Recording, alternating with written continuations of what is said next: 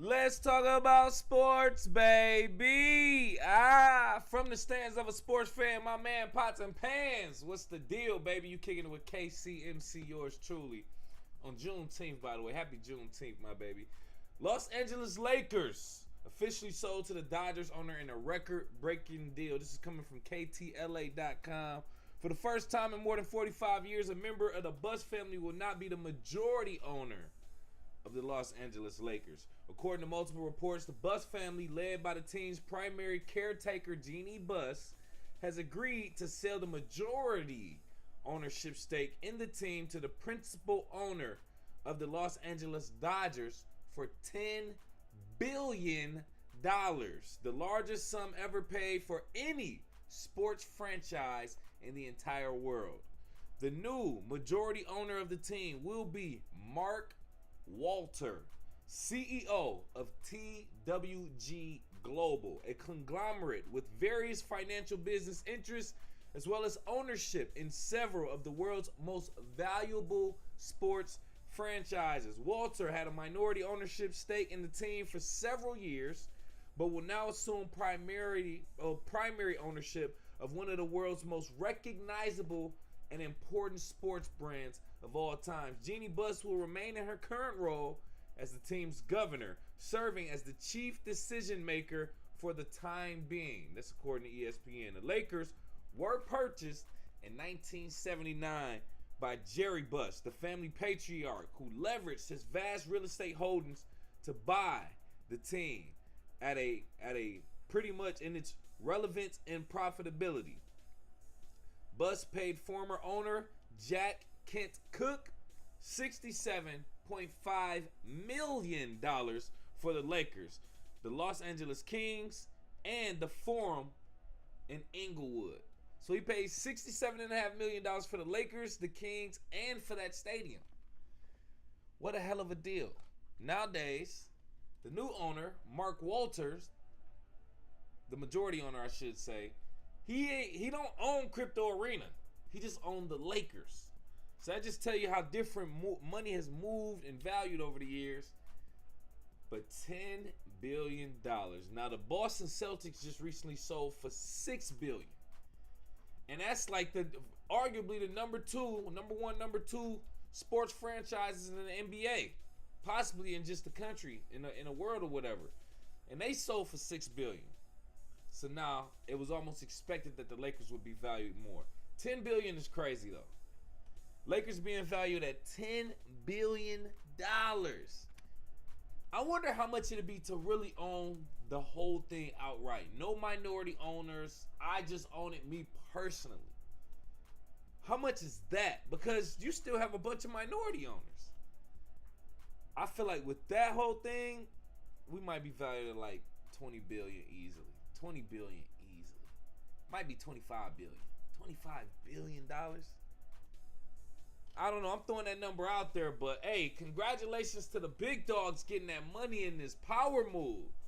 Way above our pay grade. Now, people are starting to wonder, what is this going to mean for LeBron James, Luka Doncic, the entire Lakers franchise and roster? What is this going to mean for them? Are they going to do some trades? Are they looking at different stuff? Especially since the new owners of the Dallas Mavericks, the majority owner, as soon as they took ownership, they got Luka up out of there. So people are wondering, is this same thing going to happen in LA? Are they going to get LeBron up out of there early because they already see that pretty much you on the tail end of your career? What else can we do? Should LeBron James just leave after his 23rd year? Let me know what you think. Go off in the live chat in the comments or call into the show 313-466-4386. The thing is, I got a lot more topics I want to talk about today. We got a lot of topics, man, so we're going to get to it. What's my next joint? Give me a second. Skip over to this next one. Oh, yeah. Okay, cool. There we got it right there. LeBron James said on his podcast, Mind the Game, this coming from yahoosports.com, that basically ring culture is a problem. Him and Steve Nash, he co-hosts this with Steve Nash, Mind the Game podcast on YouTube. Now, I'm about to get into his quotes exactly because I got something I want to say about that. I really got something I want to say. LeBron James on the podcast said, quote, "I don't know why it's discussed so much in our sport and why it's the end all be all of everything," said James on the Mind the Game podcast. He continued, said, quote, "You tell me Allen Iverson, Charles Barkley, and Steve Nash," as he's sitting across, "weren't effing unbelievable? They can't be talked about with these guys because they won rings. It's like saying Peyton Manning can't be in the same room with Tom Brady or Mahomes because he only has one ring. They don't ever discuss that in their sport. Of telling me Dan Marino is not the greatest slinger of all time because he didn't win a championship. They don't discuss those things. Barry Bonds never won a World Series, and you can't sit here and tell me that he's not the greatest baseball player to ever touch a bat." End quote. I literally watched him say that, and I'm gonna react to that. But he did continue by saying, speaking on the NBA, quote, "Jerry West went to 9 straight NBA Finals and was only able to win 1 ring, and he's the logo of our league. So you can't sit here and tell me that, okay, because he only won 1, the guy can't be in the same room with the guy who won 2 or 3 or 4. Like, why not?" End quote. There we go. All right, cool. All right, LeBron, I want to see you stand on that. Right? Because you yourself currently have, 4 rings? You got 4 rings, right? Okay. So you saying you should be in the same room, in the same breath as anybody who even only won 1 ring. 1 ring. They are just as great as you. That's what you say. That's what you just said, right? Because at the end of the day, yes, anybody who's won a ring or anybody who's done something great in their sport, their professional sport, we're going to keep it 1,000. You make it to the professional leagues of the athlete, the average citizen got to applaud you and respect you for that, because you achieve something that's a very, very rare feat. But to get to a professional league and actually succeed on a personal level with personal achievements is a whole nother thing. But to do it on a personal level and on a team level to achieve the championship is something completely different. And then to do it multiple times, we're talking legends. So I'm saying all that to say there's literally levels to achievements, bro. You could say everybody. In that case, you could say, are you going to tell me NBA players aren't great because they made it to the NBA? Everybody made it to the NBA. Anybody that made it to the NBA is a great player. Like, we're all great. Like, how can you take away their greatness? How you can tell me they can't be in the same room? Like, that's how I see it. LeBron James, don't water that down, bro, just because you're sitting across from somebody who didn't win a ring, bro. Don't water the championship down, bro. Don't do that. This is another thing. I'm going to speak on this. LeBron James, this is why it's hard for me to even watch. I didn't even watch this episode. I usually don't even watch it. I don't like LeBron James' podcast because he's a bad actor. I've seen your acting, for one. For two, your dialect, your vernacular, it all switches up when you're depending on who you're talking to. The way you talk on the shop is different how you talking right here on Mind the Game with Steve Nash or JJ Redick, bro. You're gonna tell me that's effing unbelievable. What did he say? You tell me Allen Iverson, Charles Barkley, Steve Nash weren't effing unbelievable? Bro, that ain't how we talk, fam. That ain't how you talk. I know, not for real. Your acting is horrible. And that's why I just can't get with it, man. So, to me, I know he don't want to be put in the same category as anybody who didn't win the ring for real. Like, respectfully, yeah, you'll say I got respect for him or whatever, but you want to be up there. That's what all this is for, right? The crown? It can only be one or whatever. Come on, man. Don't play with me. That's all I'm saying. Don't play with me, man. I know what it is. So, LeBron James, while it sounds cute for him to be sitting up here and saying, hey, man, they should be mentioned in the same category, I don't think it's true. I don't think he really believe that. That's just me personally. Let me know what you think. Go off in the live chat in the comments. Call into the show. 313-466-4386. got another topic. Oh yeah, so we might as well talk about this. All right, so the NBA Finals, Game 6. That is tonight. Game 6 is tonight. OKC Thunder versus the Indiana Pacers. OKC Thunder versus the Indiana Pacers. So we're looking at Game 6 tonight. Indiana is up 3-2. They got the opportunity to win it tonight, but it'll be in Indiana, by the way. So they playing at Game Bridge in Indiana. So, you know, OKC wouldn't win it on their home floor if they win it tonight. But nonetheless, they could close it out tonight. A lot of people had OKC in 6. A lot of people had OKC in 6. And this is the time for them to close it out. Now, from what I've seen, let me look it up again just to make sure. Tyrese Halliburton, I'm gonna be honest, I didn't even watch the last game, Game 5. I had other things to do.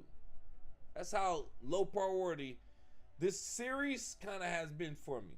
But nonetheless, I did. Come on, man, what are they doing? Nonetheless, I did NBA Finals. I did see the stats. I did look at the box score. I did see the highlights. And, bro, when I saw that Tyrese Halliburton had 4 points, I say, man, get this man up out of here, man. I say, get this man up out of here, man. Because it ain't no way, bro. You a grown man in the finals. Supposed to be. And here's the thing. I made my case. I had to put respect on Tyrese Halliburton's name at one point. I said, bro, man, this dude been made some big shots at big times, big moments. I got to respect Tyrese Halliburton. But to show up playing 34 minutes, you got 4 points, 7 rebounds, and 6 assists. You got a triple single, bro. In Game 5 of the NBA Finals. I'm highly, highly disappointed, bro. Highly. You scoring 20, bro, could have been the difference in this game. Could have possibly been the difference. And that just goes to show your average, bro. Your average is 18 throughout the year. That means you might score a couple 30s. But there's going to be some games where you scored 9, 10, 5. And I don't think the people were really ready to hear or see that. Tyrese Halliburton? Listen, man, I ain't taking away the respect that I said I had for him, but this that stuff I was talking about before. Tyrese Halliburton. This that stuff I was talking about before. So it's a little disappointing. I will say that. It's a little disappointing. And I wasn't even necessarily rooting for Indiana. But damn, Tyrese, I just put respect on your names. 4 points in Game 5 in 34 minutes? I can see if you got injured early and you didn't play the rest of the game. But you played 34 minutes. So if your injury came later in the game or whatever the case may be, or if it came in the game, pause, and then you chose to keep playing, that's all on you. Now they talking about it'd be game time decision for Tyrese Halliburton for Game 6. Let me tell you something, Tyrese. If you gonna be coming out here scoring 4 points, you can sit your ass down on the bench, bro. We ain't even. You can sit there and let your ankle or whatever got injured. Let that get better.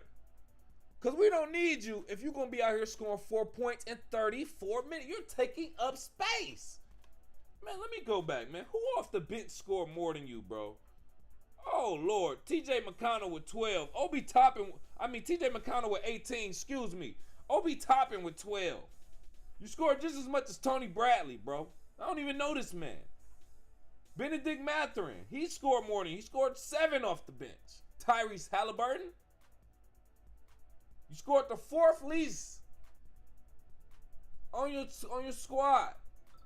There's 2 players off the bench that got clocked, but they didn't score. And then one other person scored 2 points. You tied for the third least amount of points scored in that game. God damn, bro. Tyrese Halliburton, bro, you trash. Trash. For that. I ain't saying you trash as a player, but for that, you trash, bro. And that was unexpected. So, With that being said, Tyrese Halliburton, step it up big time. Because this can kind of offset those big shots that you made in those times to get to the finals. Now, this is the time to win it all. And you ain't showed up. Where you at? So, anyway, my predictions for Game 6. Oklahoma City Thunder versus the Indiana Pacers. In Indiana, I'm going to go as far as to say this, man. Indiana wins tonight. Game 6. And we go to Game 7 in OKC, and OKC wins it all. OKC wins it in OKC, and they going to party out there and have fun. Indiana, they got to show up tonight. I want to give it to them. Pause. Indiana shows up tonight, and they win it all. I mean, not win it all, but Indiana shows up tonight to take it to Game 7. Extend it so we can get a Game 7, fam. That's what we want to see at this point. Extend basketball. Pause. But let me know what you think. Who wins tonight, Game 6? Who wins tonight, Game 6? Does OKC win it all? Or does Indiana take it to a Game 7? Let me know what you think. Go off in the live chat in the comments. Call into the show. 313-466-4386. We're going to keep it moving, though. Keep it moving with a whole nother topic. You can see this behind me right here. Pause. It's unfortunate, but my dog, man, Zach Edey. Zach Edey was recently arrested.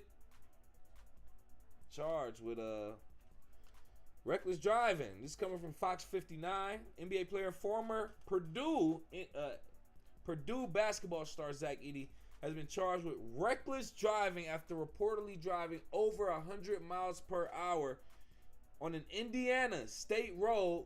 This was last month, by the way. This was in May. Zach Edey, who started at center last season as a rookie for the Memphis Grizzlies, was issued a citation on May 1st after an Indiana state trooper reportedly saw him speeding through Tippecanoe County.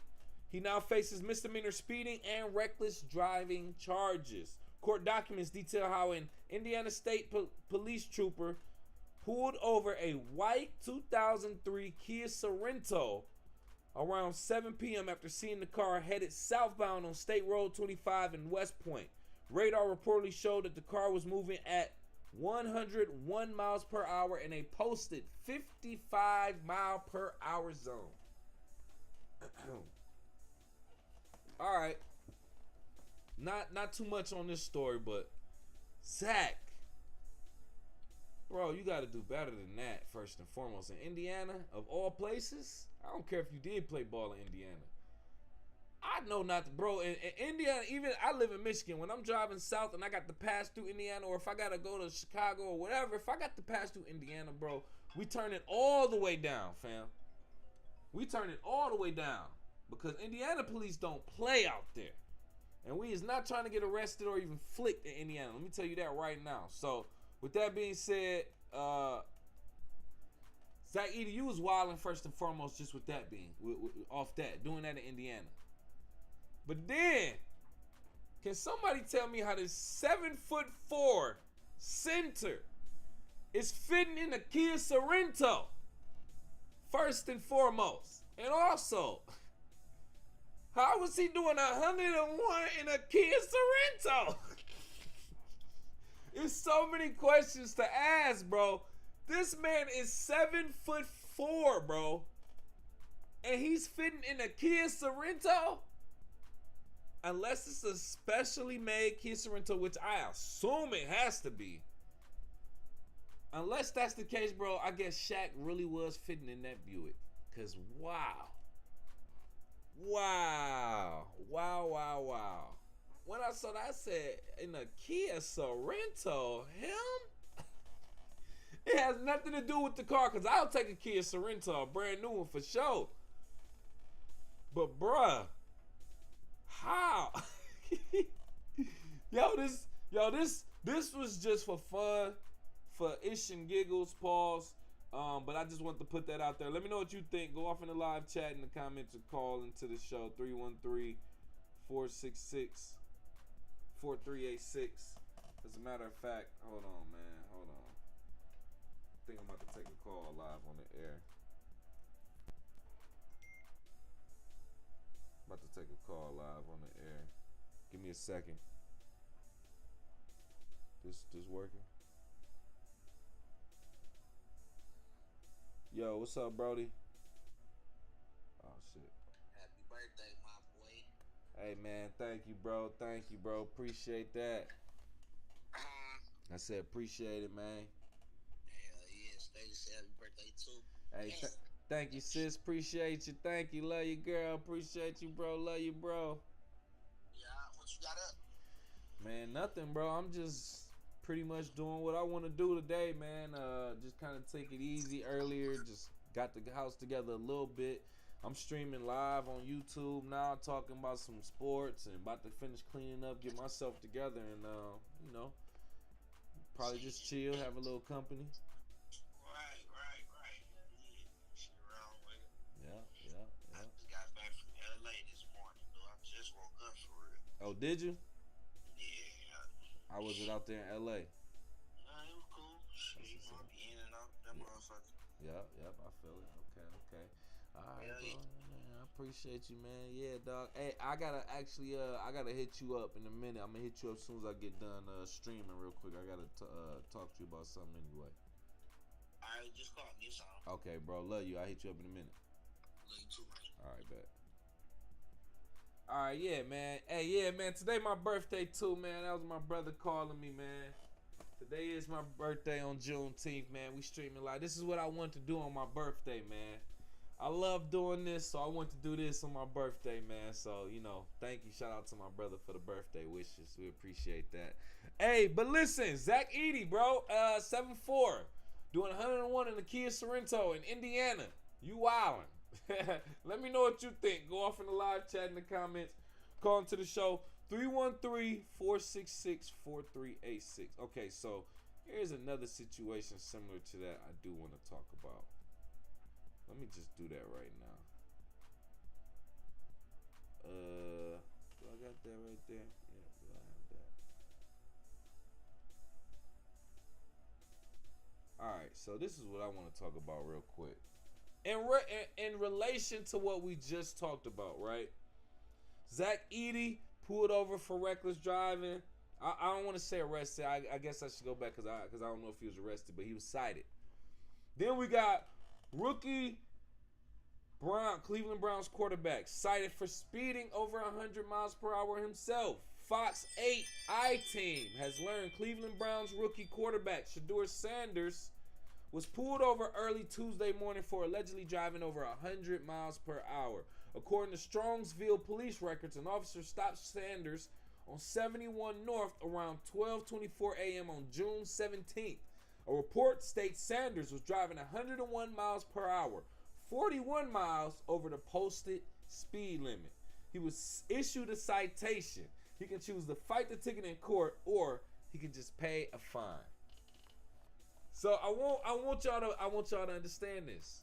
We talking about two young, rich, millionaire professional athletes getting caught in their either home state or the state that they played their games in or played in, getting pulled over and getting citations. Yo, over 100 miles per hour, they wildin', bro. First of all, I didn't get the what kind of car Shedeur had. I imagine he had something of luxury. Something that I would imagine you can do 101 in. And he's not 7'4", Shedeur. So that's not as crazy to me. Zach Edey doing all that in the Kia Sorrento being 7'4" is crazy. But either way it go, y'all wildin'. I'm not saying I agree with either one of y'all doing that. Y'all young, I get it. You got cars. And sometimes you think you're going to get away with it with the officer. I get it. But you are putting yourself in danger. You're putting others in danger. And you're risking a lot, fam. Not saying I wouldn't do it either. But you got to keep that in mind, man. We could have been looking at some sad news, Shedeur. But I'm glad that wasn't the case. So I just wanted to put relations to both. If I was going to talk about one, I want to talk about the other. I didn't want to just talk about Shedeur getting pulled over and want that to be news. And not speak about Zach Edey because that was news too. Even though that was last month, just recently saw that. So let me know what you think about these young athletes getting pulled over or driving recklessly. All right, do you agree with it? Does it make sense to you? Or are they really just wilding and being irresponsible? Go off in the live chat in the comments, call into the show, 313-466-4386. Okay, it's something I want to get at right here. Can I get this? Pause. Oh, man, see how they just did me right there. All right, so yeah, okay, so we got my next topic right here. My next topic. Now, this is interesting right here. I want you to see this, right? I want you to see this behind me.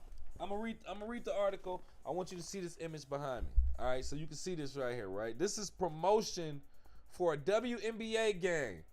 This coming from Yahoo Sports. The Los Angeles Sparks. Let me make sure you can see it. Los Angeles Sparks.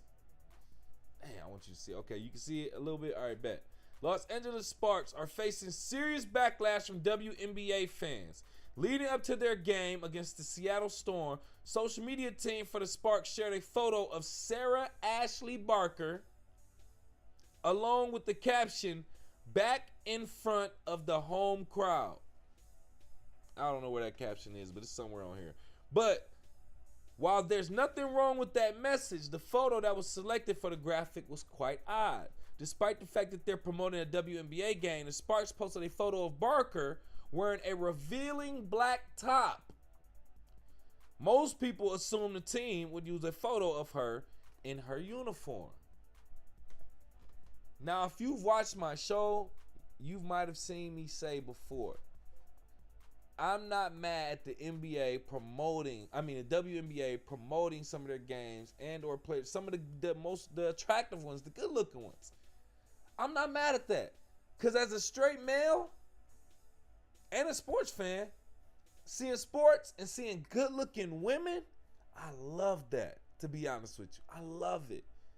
I damn near want to watch this game. I don't know if it passed already, but I want to see her. I'm not going to lie. I'm not about to make it seem like she a baddie. I'm not going to make it seem like that. But nonetheless, it might be crazy, but I'm not mad at this. I am not mad at this. I am not mad at this. Okay? And here's the main thing. Is she okay with it? Is she okay with it? If she's okay with it, let it rock, fam. What are we gonna say? Especially if we talking about giving women's rights, equal rights, let them do what they want to do.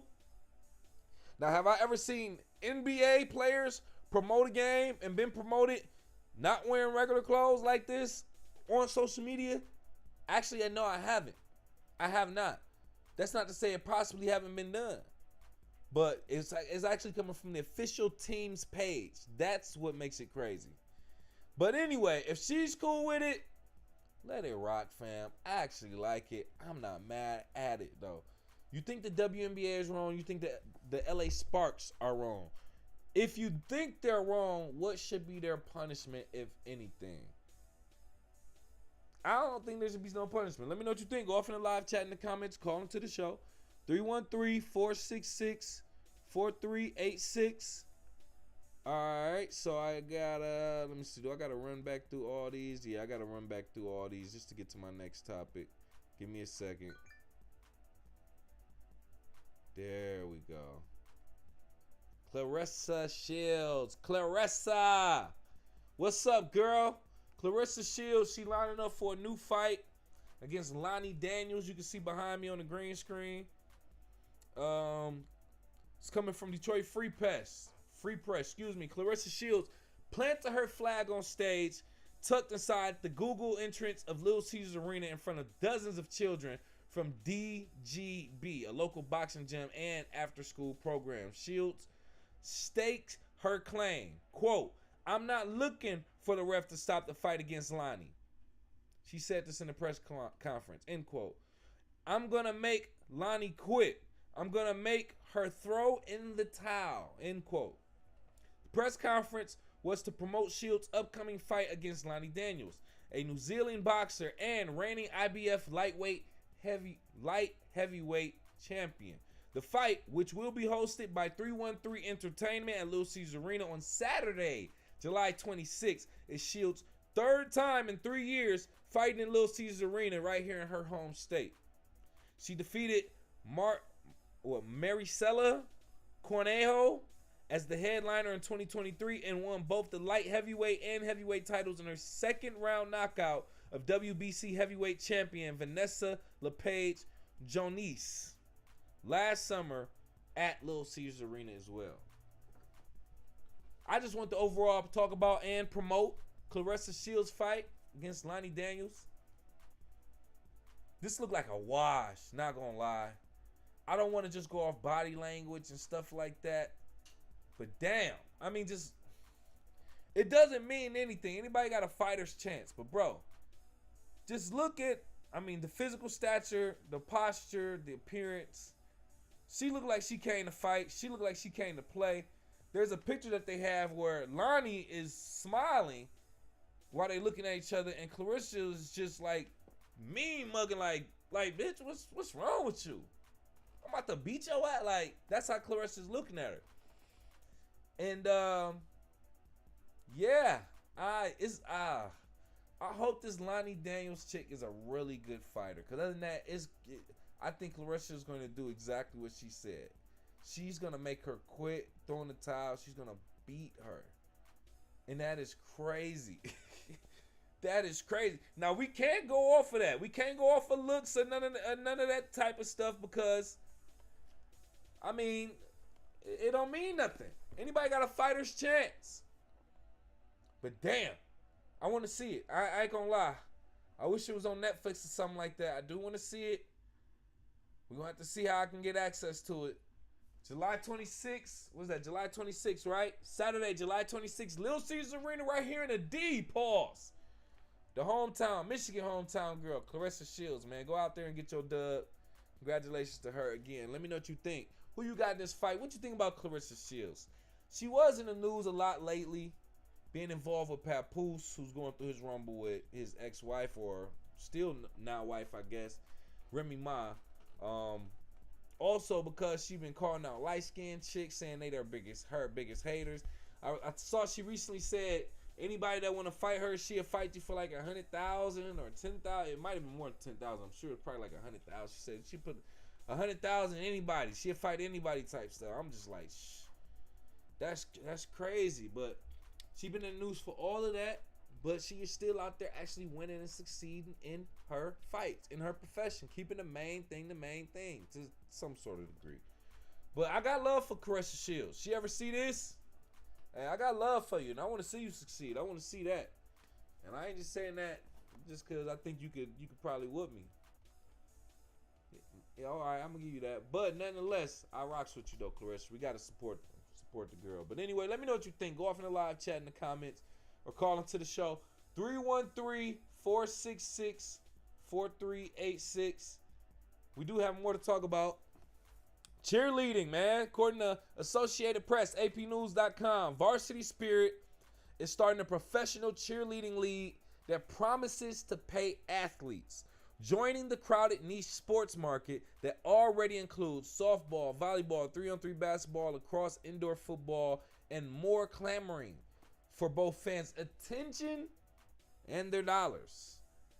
Pro Cheerlead, PCL, Pro Cheerlead, is billed as the first professional cheerleading league for athletes 18 and older, designed to give cheerleaders a chance to keep competing after college.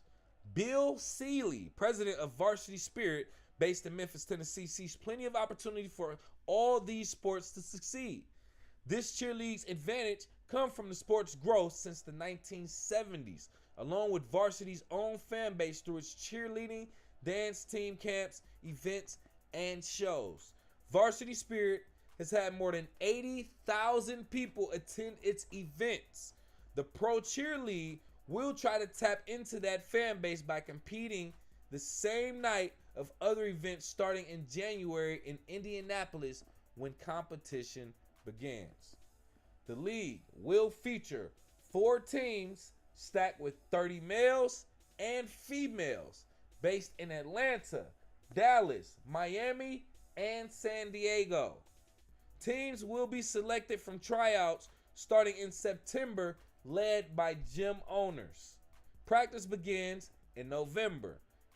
After Indianapolis, 5 more events are planned in Houston, Atlanta, Anaheim, and capped by the championship in Nashville at the end of March or at the start of April. One of those kind of windows right there. Each match will feature 3 periods of competition, with 2 focusing on cheerleading skills, stunts, basket tosses, and tumbling in bracket-style rounds. The final period will feature choreography and music. Best for the cheerleaders will be money for their athleticism. Compensation will include pay, money for travel, lodging, and uniforms, along with bonuses and prizes. Where the hell is this money coming from?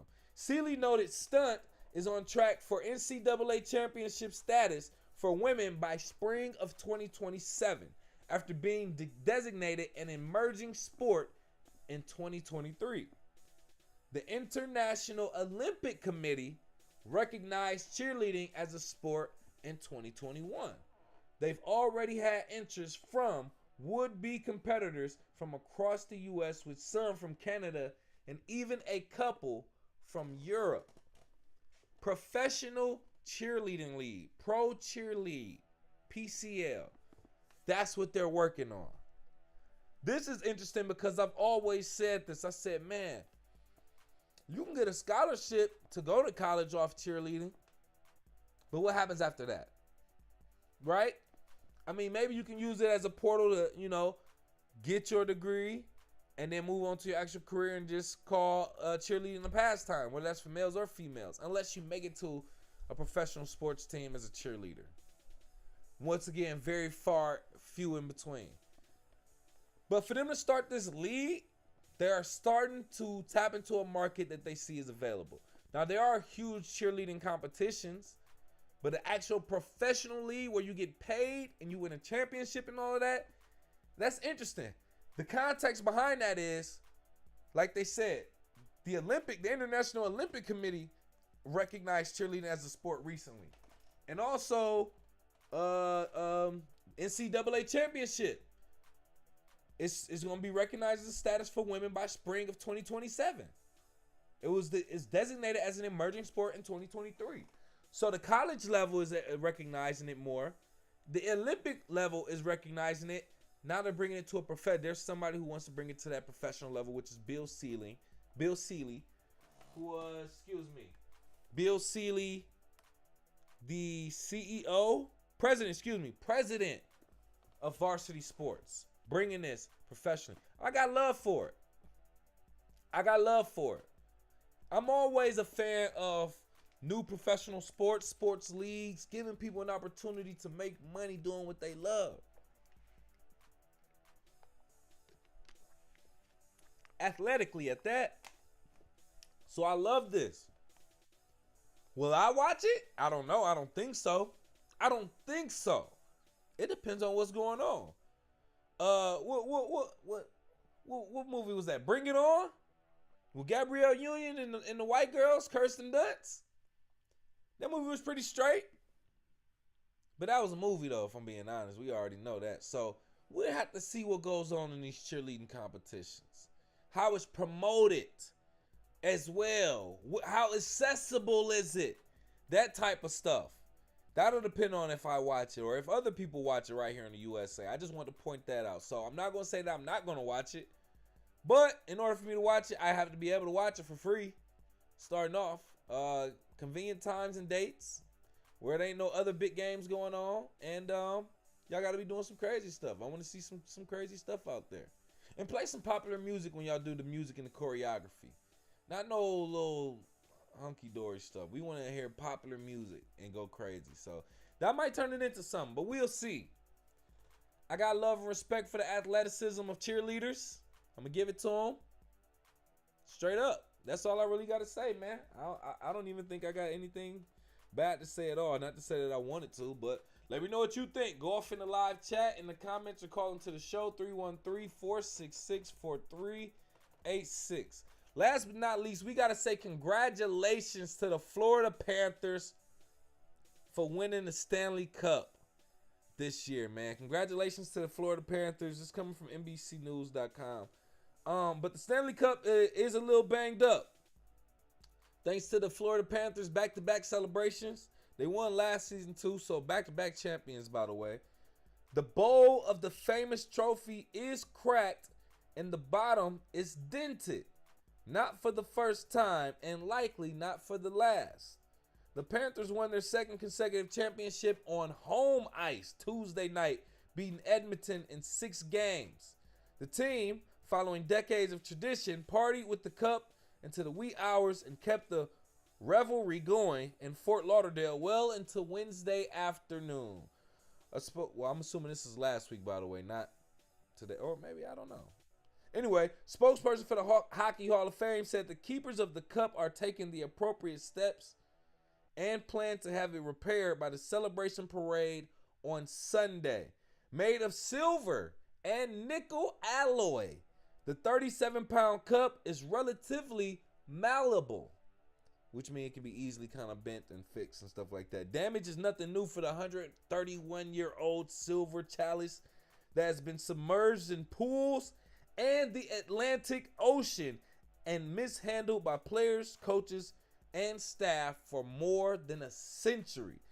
This, or just this decade alone, Tampa Bay Lightning dropped the cup after during their boat parade in 2021, and the Colorado Avalanche dented it on the ice the night that they won the following year. Jesus Chrysler. That's crazy. So this Stanley Cup, hey man, first and foremost, congratulations. Got to get that up to the Panthers, man. Champions, doing what they had to do. But we've seen, if you've seen any celebration with the Stanley Cup, you've seen them. Everybody drinks out of it. They toss it around. They do like, it's no surprise that it's dented. I'm surprised other trophies in other leagues aren't as dented. The uniqueness about this trophy is there's a cup at the top. So a lot of people drink out of it. They pass it around that type of style. So I can see it getting damaged like that. They pour a lot of stuff in it and then pour it out to the crowd, and like they pour stuff in it and pour it. They do a lot of crazy stuff with it. So I'm not surprised. I'm really surprised that, like I said, other trophies don't get damaged like that. NBA, MLB, all them other joints, like not as often. I guess you can't really do too much with those like you could do with a Stanley Cup as far as drinking or pouring stuff out of it or in it. But this is not news. The news is, do y'all got a bunch of these lined up somewhere? Or are y'all really fixing the same one? That's what I want to know. Are you fixing the same Stanley Cup for 131 years? Or do y'all got a bunch of these lined up, bro, just in case it really goes down? I imagine y'all got a few. I imagine there's a few of these lined up just in case. But then I also imagine they probably are fixing some of them, depending on the damage. 131 years, ain't nothing lasting that long except for a turtle. Freeways don't even last 131 years. So, yeah. I don't know about all that. But anyway, man, the main story was to say congratulations to the Florida Panthers for winning the championship, the Stanley Cup. Back-to-back champions, by the way. We just had to put some respect on their names. But anyway, man, that's pretty much it. Just want to hop in for a minute from the stands of a sports fan. Your dog, KCMC, on Juneteenth. Happy Juneteenth to my people, my community, black people first and foremost. My FBAs, my ADOS. Happy Juneteenth. And then also, hey man, yes, it is my birthday. Happy birthday to myself. Blessed to be here and see 36 revolutions around the sun. God, thank you so much. Thank you for being here to my higher power. And hey, my son never see this. God, thank you. Thank you for my son. Son, I love you so much. Love you. I'm so happy for being here. Thank you to my parents. Thank you for you. If you're watching this, even if you get this far, man, I appreciate you. Been doing this for 4 or 5 years, with or without an audience. And it's only because I love it that I keep doing it and that I'm doing it on my birthday, fam. You're going to always see me here, fam. Thank you again. You got this far. Hit that like button, hit that love button, hit that share button, hit that subscribe button. We appreciate you. Game 6, NBA Finals tonight. OKC Thunder versus the Indiana Pacers. We're going to try to do a live stream tonight if I'm not busy. Other than that, man, I appreciate you, man. We out of here.